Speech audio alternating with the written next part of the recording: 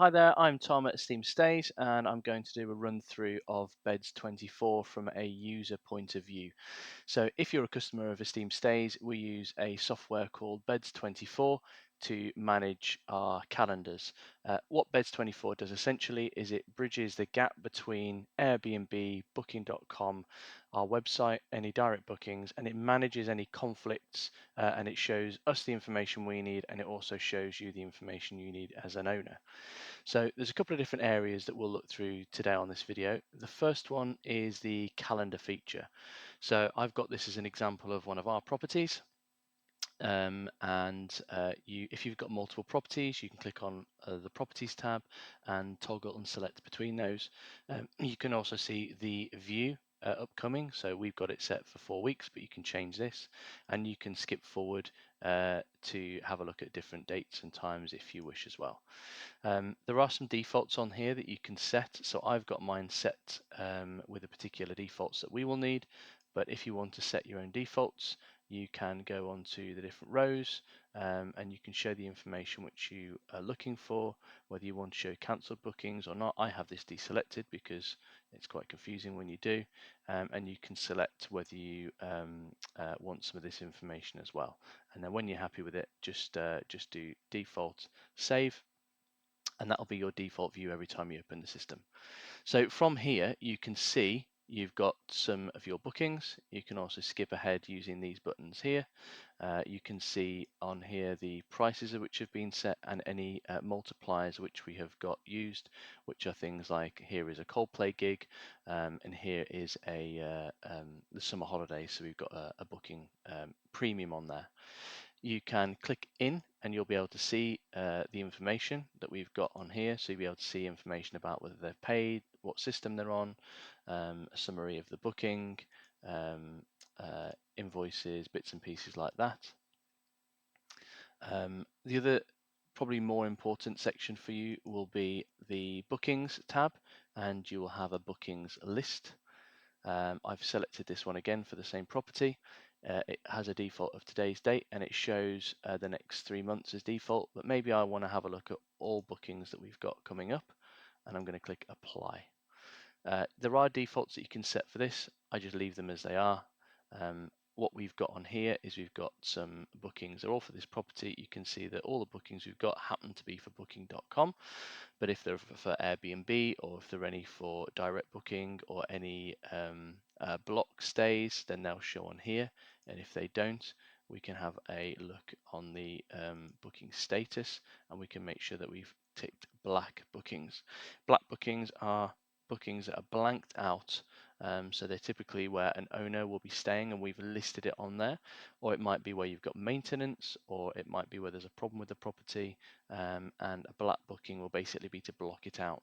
We also use this as a temporary thing. If we've got a guest that's on the phone and they say, I think I want to extend for a couple of nights, we put a black booking on there and it gives them a little bit of time to get their stuff together and book in with us.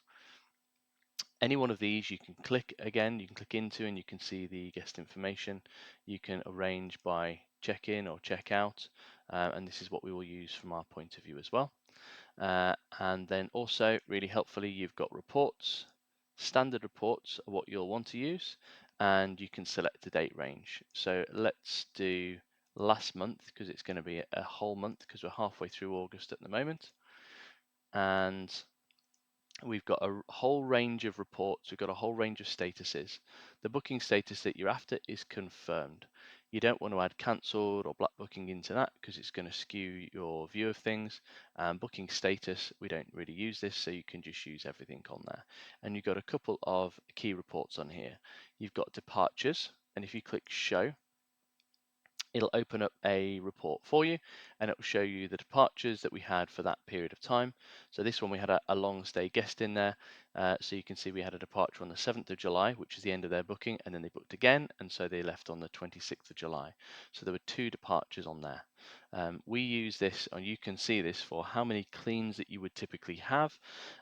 When it is a long stay guest though, bear in mind that we do a mid-stay clean. So for instance, this guest will have had 4 cleans this month, but it's only showing 2 departures. We also have another report on here which is useful, which is monthly occupancy.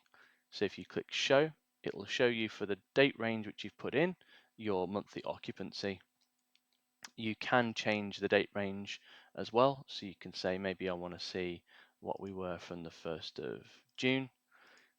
Or you can put future dates in there to see how built up your bookings are. So we were 100% in June, 100% in July. I'll click and close that. I'll change it as well to show, let's go a bit further forward. So we'll go to the end of September and we will show the monthly occupancy. And it will show us that we're only 77.4% booked in August and we're only 26.7% booked in September. Our average for this period of time is this. So really helpful, really useful. There is also channel occupancy. So this will show bookings per system. So you can see your bookings via Airbnb, your bookings on booking.com, and your bookings directly. This is less helpful with a wider date range. So what we'll do is we'll have a look at this just for, let's have a look at it just for June. So if we go back onto it just for June, you can see channel occupancy. You can see it's a little bit cleaner, a little bit clearer. So you've got a direct booking on here. It was 30 nights, and they booked for 30 nights. They were with us in total for 132 nights, but you can see it's 100% occupied as a direct booking. If this was Airbnb, booking.com, it shows you the split. Another useful information is going to be payment information, and there's two reports to use for this. Go all the way down to the bottom, and then you've got monthly revenue, price field average per night. It's really important, I think, to use the per night because a lot of the other reports will look at revenue coming in when it is triggered. So if you've got a guest which is staying for 30 days, maybe they stay from the 5th of one month and they check out on the 5th of the following month, it will only look at, if you look at it by check-in, check-out, or some of the others, it will only show you the money coming in that month.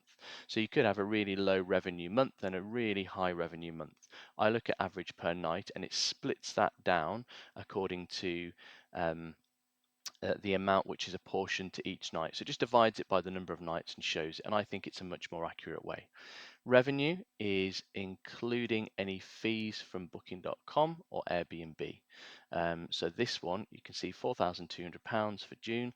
As this was a direct booking, there's not going to be any commission on it. But if it was booking.com and Airbnb, it would show the full amount which they charge the guest. The other section, which is really important and really useful, is the monthly invoice payments, which is also invoice per average night.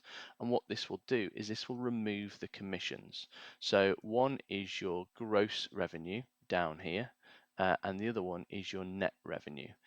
Slightly confusing on Airbnb and booking.com.